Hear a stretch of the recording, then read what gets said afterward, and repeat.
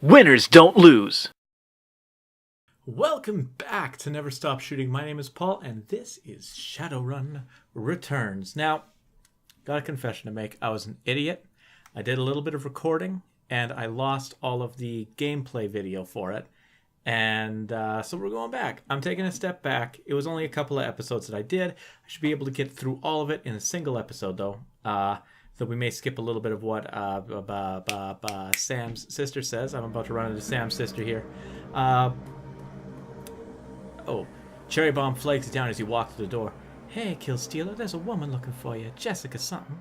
She's waiting for you by the stage. Bellevue type. Wouldn't order nothing. Wouldn't touch anything. I think she's afraid of diseases or something. Thanks, Cherry. Is that guy still bothering you? My ex, Shane? Yeah. Nah, he hasn't been in since the last time. No calls or pages or handwritten notes either. Weird. He was so persistent. I guess he finally got the message. Maybe he'll find some of that universal brotherhood of his and settle down. Someone at that universal brotherhood of his. All right, so Jessica Weiss is here. There she is. Jessica Watts. Sorry, why do I want to call her Weiss? Who's Sam Weiss? Oh, was that the guy from Fringe? Is that the main, one of the side characters from Fringe? At a glance, you could tell that Sam's sister Jessica is from a different world, the opposite of Sam in almost every way. Her suit is tailored, her eyes are sharp, and her style exudes authority. Ms. Watts? Jessica Watts? She eyes you up and down warily. She does a good job of hiding it, but it is clear that she is well outside her comfort zone. Yes, and you are? Killstealer, I'm looking into your brother Sam's death. I was told as much on the phone. A woman who called herself Coyote contacted me this morning to inform me that my brother was dead and that I should come to this place to speak with someone about an investigation. That's right, and I'm hoping you can help me get to the bottom of this. I don't know what use I'll be. Just answer a few questions is all. All right, but... She then furrows her brow regarding you more critically. You're not with the police, are you? I'm not. Is that a problem? Her frown grows more pronounced. No, I didn't say that. I don't want anyone else getting hurt on account of my brother.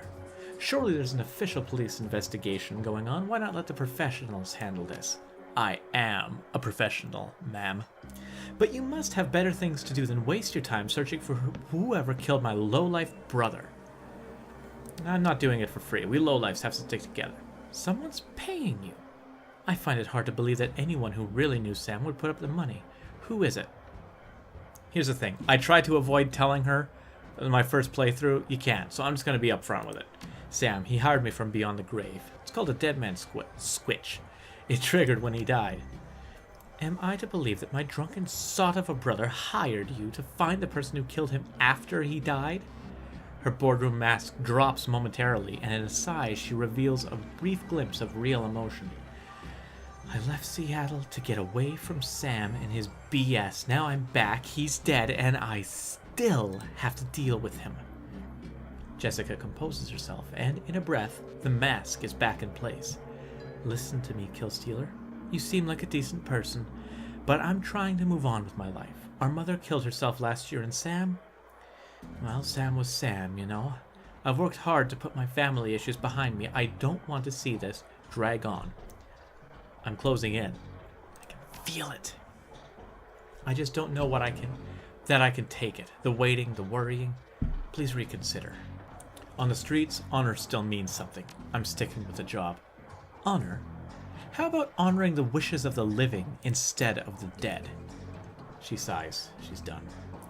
Never mind. I can see that you're not going to let this go, and I respect that you are honoring my brother's memory in your own way. But I hope you can understand how emotional this is for me. It's been ages. I can't even remember the last time. I think it was the last time that she saw him. The bartender here recalls Sam complaining about arguments with his sister. I don't know what to say. Maybe he dwelled on the past when he was in his cups. We certainly argued enough when we were younger. I do wonder if she's in on it at some degree. No, she's a red herring. I am fully behind the idea that this person is harvesting the organs of somebody that they knew. I don't know what to say. Maybe he dwelled on the past. Yeah. Where were you the night of Sam's murder? I'll overlook the implied accusation and tell you that I was at a fundraiser all evening. A very crowded fundraiser. Of course, that is incredibly convenient that they're at a very crowded place, Like she knew what was going to happen, so she made sure she had an alibi. Did Sam have any enemies? Sam's biggest enemy was Sam. I don't know any of these others. You would likely know better than me these days. Were you and your brother close? I think I made my feelings about Sam pretty clear. You don't seem to care whether his killer faces justice. Of course I want justice. I just can't let him drag me down again. Right. Yeah. I show her the picture of Sam and her as children. Jessica takes the photo from you guardedly as if it might sting her, but that guard drops the moment she looks at it. Where did you find this? Sam's bunk? I can't believe he had this. Maybe not such a bad guy after all. I don't know anymore. What happened between the two of you? Things were different back then. We were different. We were a family. Then after our father died, things began to change, and we couldn't get back to a new normal. With our dad around, there was always a reassuring order to our lives, but after, everything got mixed up.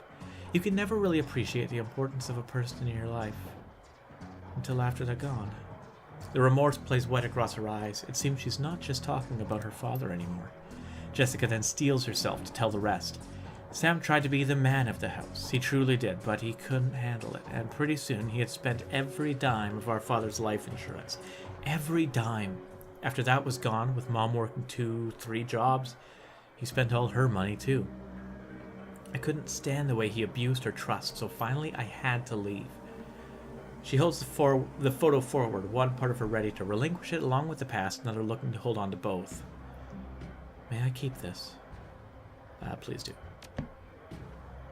Thank you. About your mother and her death, she was a devout Catholic. I don't think it's an exaggeration to say that she sacrificed her life for Sam and me. But she turned a blind eye to what Sam was becoming, refused to acknowledge his downward slide. I couldn't watch her do it anymore, and so I moved out. After I left, we drifted farther and farther apart. I wasn't here when she died. In fact, I didn't even know about it until I returned to Seattle 5 months ago. Where were you living? Cal Free. What brought you down here? It was less of what brought me there than what made me leave here. I felt lost in Seattle, so I moved to California to see if I could find myself. Did you? Actually, yes. She looks like it. Like, she's far more prim and proper than Sam is, and I imagine more prim and proper than they were as children either. Actually, yes. While I was there, I developed a whole new outlook on life, a vision for what the world could become, and I came back here to help make it happen. Thank you for your time. Just as well, I need to go back to the office. Before I go, you should know that I'm reinterring my mother's body tomorrow, and I'm arranging to have Sam buried with her. The funeral's tomorrow at Our Lady of the Blessed Sacrament, 7 o'clock. You're more than welcome to attend. Wouldn't miss it. Okay. So now, we still have, on the horizon, Shannon What's-Her-Face. Oh, Coyote. Maybe if I talk to Coyote? How are you doing, Coyote?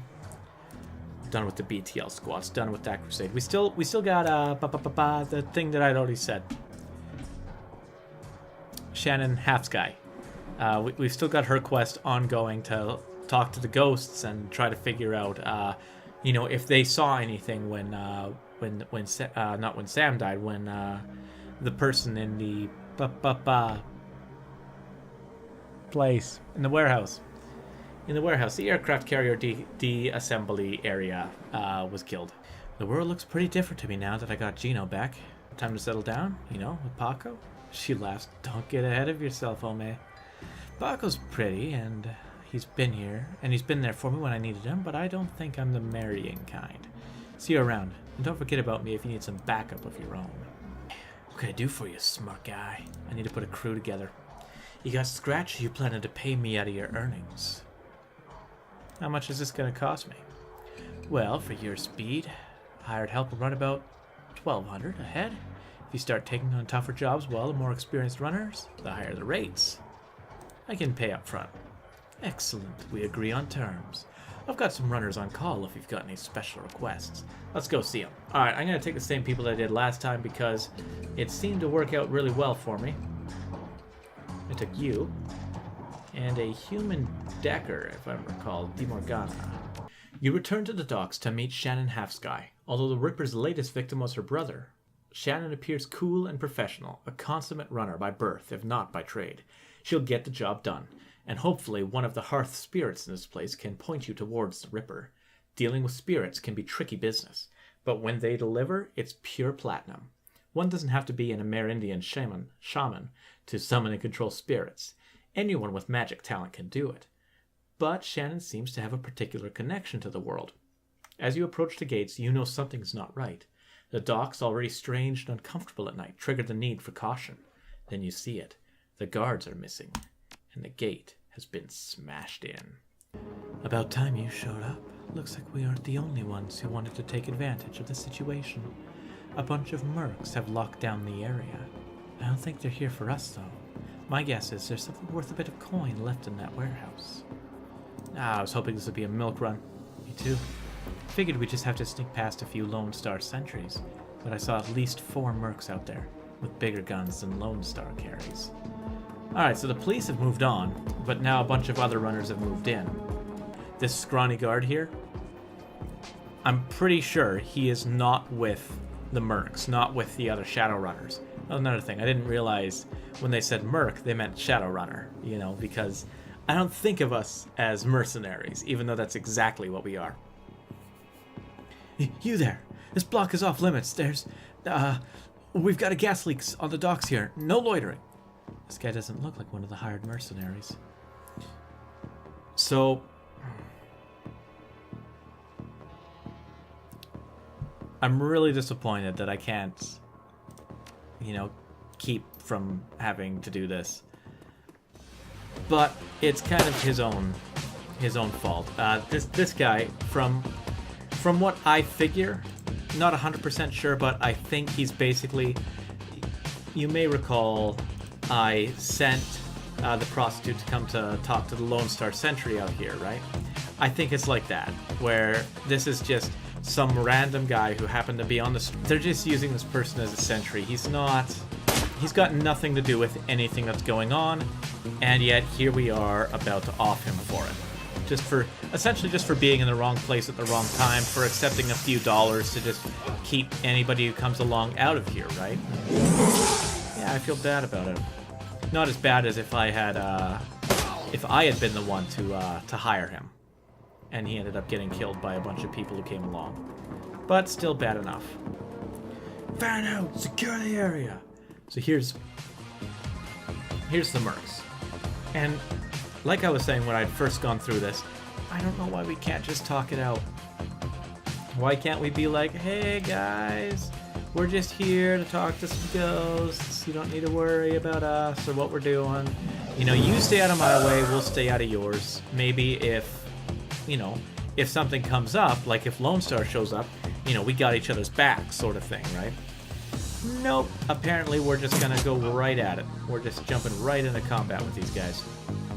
Oh, an orc shaman with a shotgun.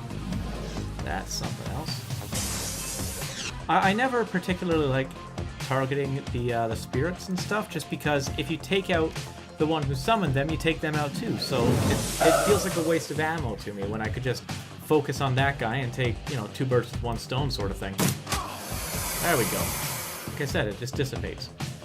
And let the hired help take the brunt of the attack.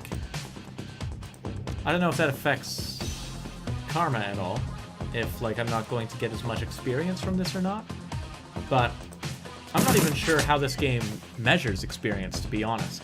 Okay, you're good.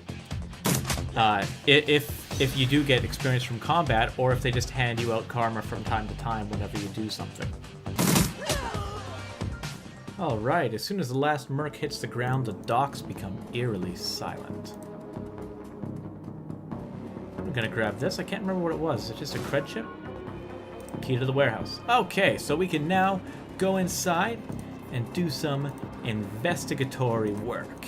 We can do what we came here to do, Shannon Half-Sky. We can try to find out what happened to your brother.